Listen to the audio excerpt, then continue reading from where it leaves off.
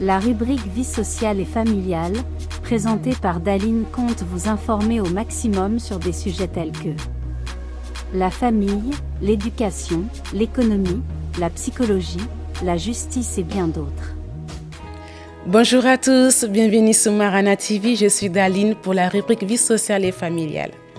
Chers parents, les grandes vacances d'été s'approchent à grands pas et pourtant vous êtes nombreux à ne pas avoir la possibilité de partir au mois de juillet et août. Donc vous allez donc travailler.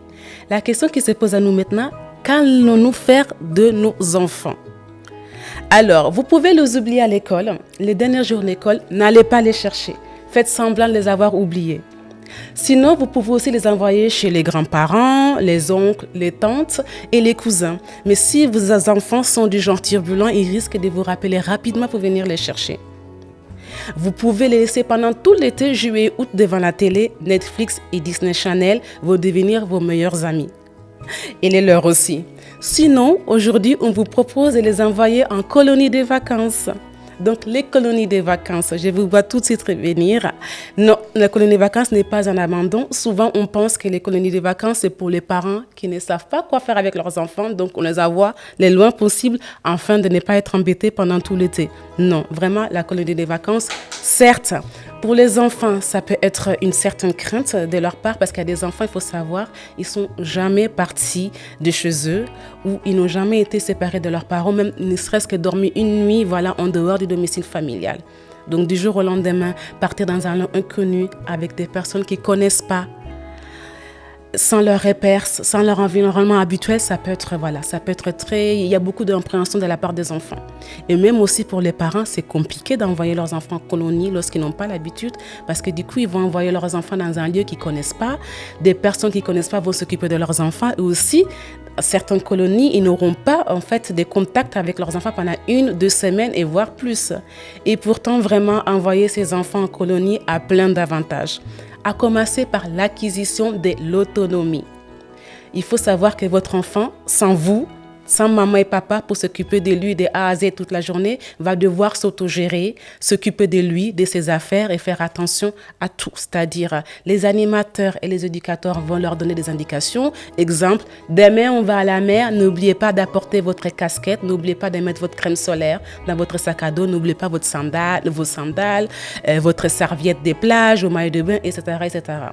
Il donne les indications et votre enfant, le matin même, il doit y penser, aujourd'hui on va à la mer, donc voilà, il va chercher sa casquette, sa serviette, son maillot de bain, etc., etc. Et vraiment, votre enfant va ressortir agrandi de cette histoire. Il y a ensuite il y a aussi la sociabilisation à ne pas négliger qui est très important, c'est-à-dire nous vivons en société et votre enfant en colonie de vacances va devoir vivre en collectivité avec les autres. Il va apprendre à aller vers les autres, à communiquer avec les autres, à se faire des amis et vraiment c'est important. Ça laisse déjà c'est déjà un entraînement pour la vie en société en fait. Donc vraiment pensez-y.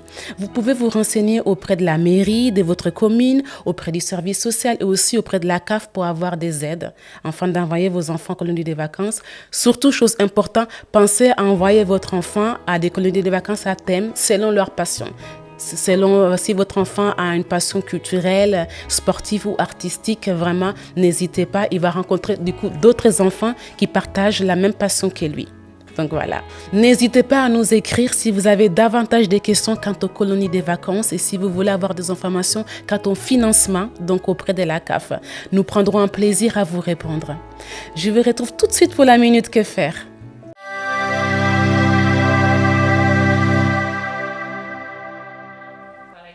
Dans la Minute Que Faire aujourd'hui, les 5 documents à ne pas oublier lorsqu'on part en voyage. Lorsqu'on décide de partir en voyage, il faut bien se préparer, mais la majorité des personnes ont tendance à négliger les démarches administratives à effectuer avant de partir en voyage.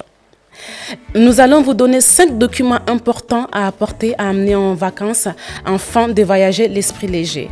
À commencer par votre passeport. Bien sûr, les documents les plus importants, elle permet de vérifier votre identité et votre nationalité.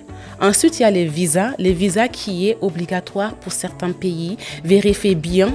L'assurance voyage qui n'est pas obligatoire, mais nous vous le conseillons quand même car on ne sait jamais ce qui peut arriver. Ensuite, les permis de conduire. Et selon le pays où vous allez, un permis international pourrait vous être demandé.